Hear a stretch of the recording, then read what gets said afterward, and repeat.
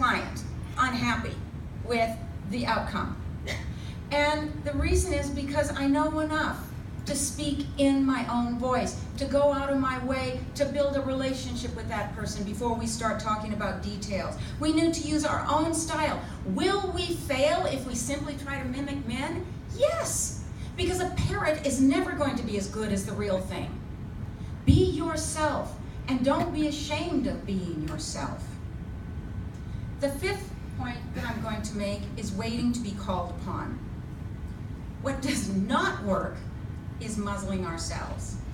It may have benefited us to be quiet little girls in school. I will tell you, in general, teachers prefer teaching girls to boys because girls will be quiet.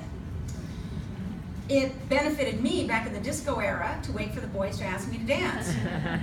If anyone saw me last night at our National Day, you'll see I don't wait till he asks anymore. But it is counterproductive when you're in a professional setting. A 2014 study of executives published in the Harvard Business Review showed the big gap between the way men and women are perceiving this. The women felt that they were not called upon, they felt ignored, dismissed, or drowned out in meetings. That's the way they perceived it.